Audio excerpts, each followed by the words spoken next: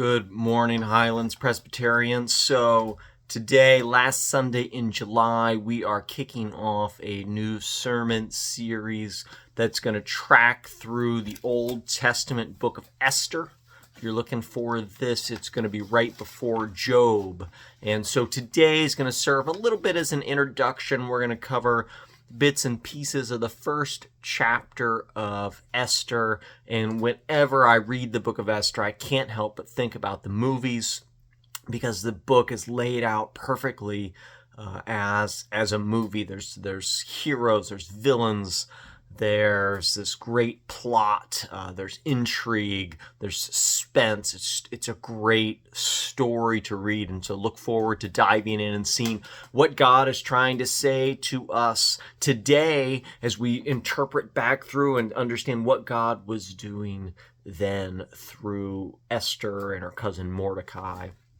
And so talking about movies, there's been a lot of talk about movies in the news lately, with Barbie and with Oppenheimer coming out, and some people going to see them back to back to get a real study in contrasts.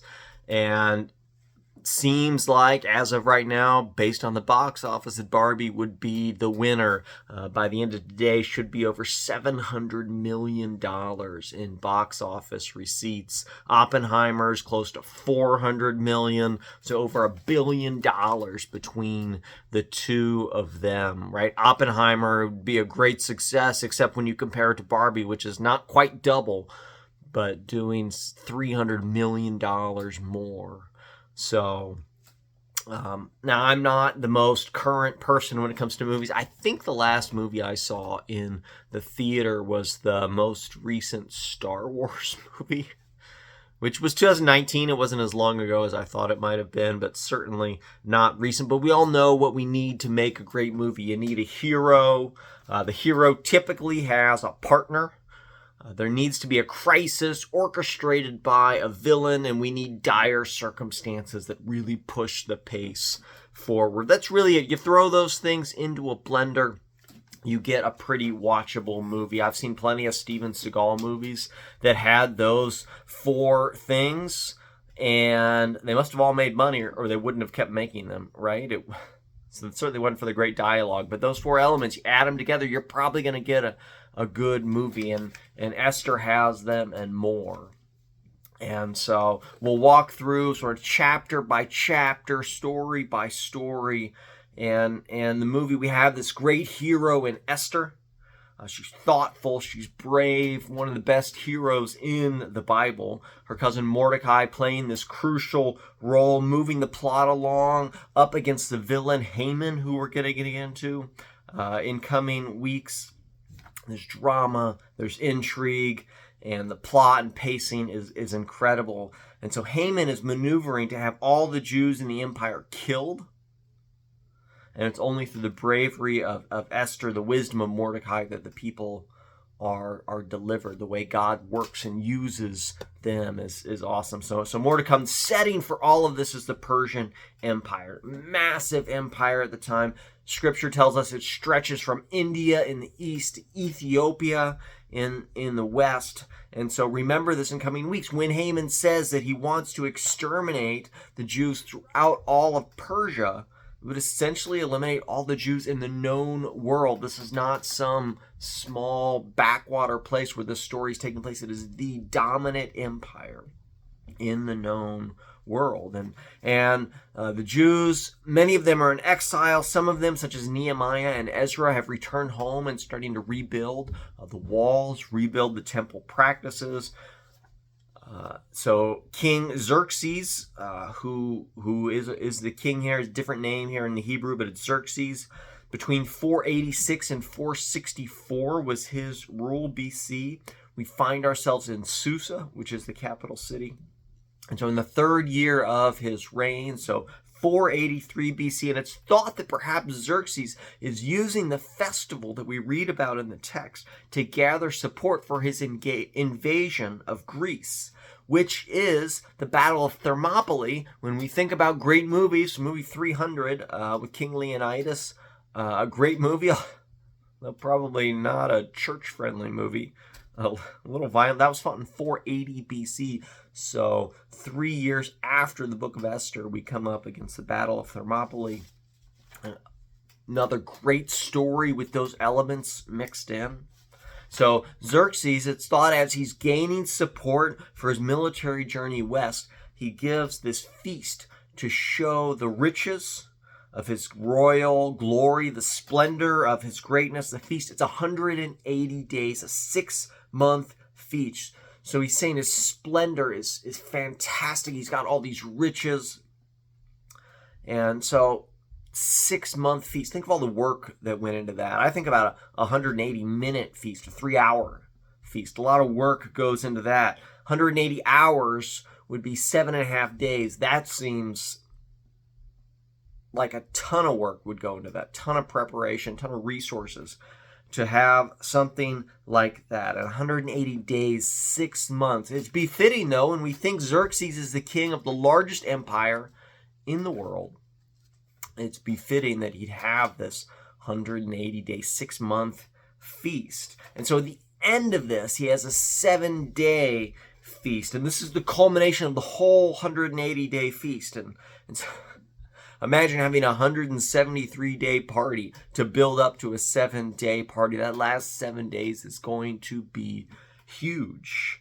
It makes me think of fireworks displays. And the bigger the fireworks display, the bigger the grand finale. If you think about all the fireworks displays you've seen in your life, go from a local street where the neighbors have pitched in together to a city, to something like, the major cities like the Red, White, and Boom. The grand finale gets bigger and bigger at each one because it needs to be a grand finale befitting of the size and scope of those fireworks. And so this last 7 days, at the end of this 173-day build-up, the last 7 days is going to be huge. The king is hosting this feast. Queen Vashti is off hosting a separate feast at the same time. And so day 7, this is the last day of a 180-day feast. We're told that King Xerxes is merry with wine, and he wants to show off. He's been showing off the resources of his kingdom, and now he wants to show off his queen. So he's drunk. The guests are likely drunk, and he wants them all to be jealous of him. So he sends for Vashti, who promptly refuses to show up. She's married to the most powerful man in the world. He controls an empire stretching from Ethiopia to India, and she thinks he's acting like a drunken fool, because he is. So when he beckons her to come be displayed like a jewel in front of all of his drunken friends, she says no. And this is the scene that sets the tension for the story. Vashti refuses the king, who then makes this big leap to say that once other women throughout the kingdom hear about how the queen has refused the king, that they're all going to stop listening to their husbands. He says she needs to be made an example of, so that women are put in their place, is what he's saying, and do what their husbands tell them to do, no matter how dumb their husbands' commands might be. So Vashti is never again allowed to come before the king, and a new queen is then to be sought to replace Vashti's. And so now there's going to be this competition for a new queen. And this is the point at which our hero, Esther, will enter stage left. And so a few things to note as we prepare for what is to come. So first, think about King Xerxes, most powerful man alive at the moment, a man who is so incredibly proud of his queen that at the culmination of the 180-day feast, when he wants to demonstrate his power and his glory to his friends, he chooses to show them his wife. He wants to show off the queen, and that is what he thinks is the thing that they'll really understand the extent of his power and his influence. He's very proud of her, and yet, right, it's in his drunken folly he loses her.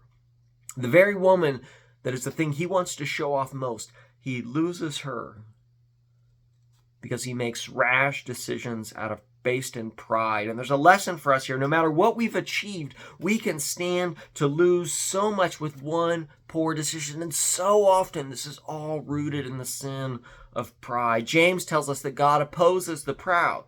Because when we're proud, we're essentially switching places with God. We're essentially taking credit for the good, for the success, for the good things that we have in life. And we're telling God that we don't really need God.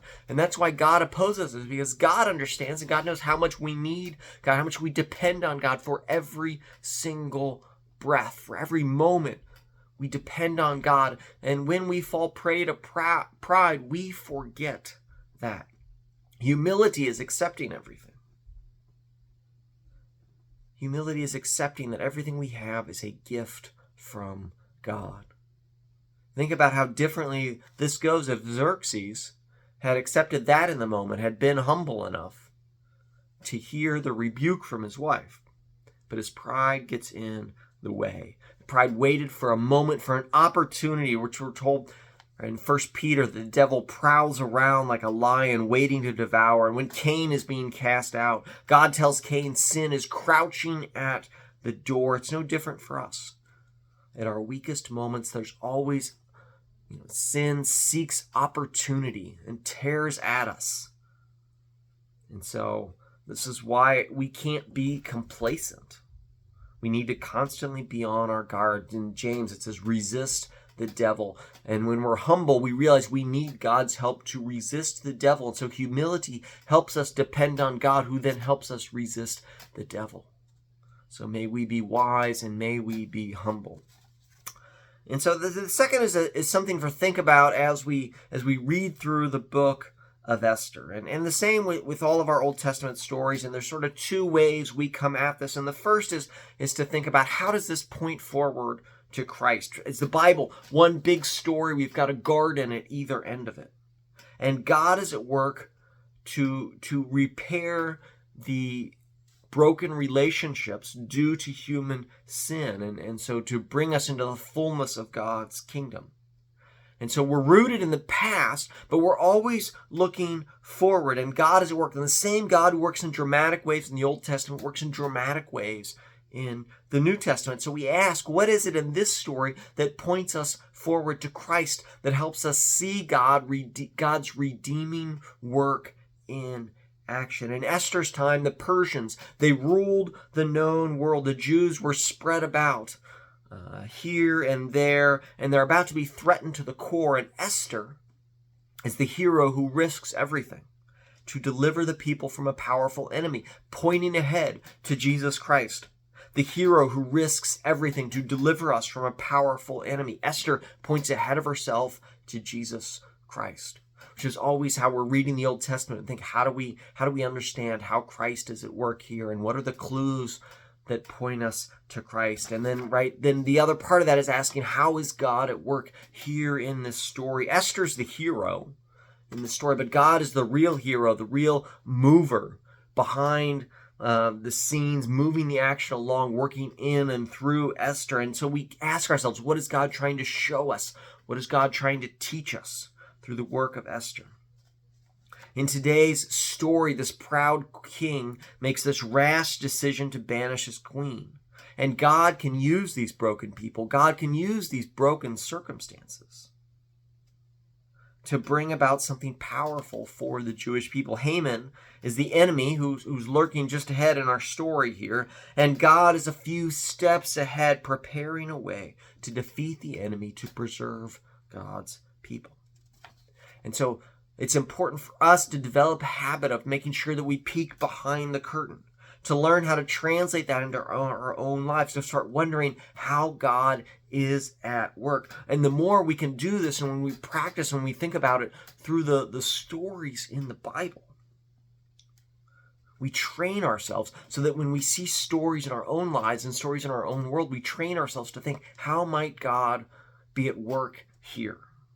How might God use bad circumstances in our own lives and bring something good out of it? How do we train our minds? How do we train our hearts to look at the world that way and think about, how might God be at work here? How might God bring something good out of this? How might God use me to bring something good out of this? This is hard work, but it's the vital part of training ourselves by reading the Bible and thinking how God is at work here and about to deliver the people. Because then we look at the world and we look at ourselves and we think, how might God use us? How might God remind us of the deliverance that we have in Jesus Christ in the world here? And how might God use me to help tell that story so that we can look forward in hope, and we can go out into a world, an often very broken world, and go out as a people of hope and hold up the banner of Christ and point to the love and unconditional grace that God offers us.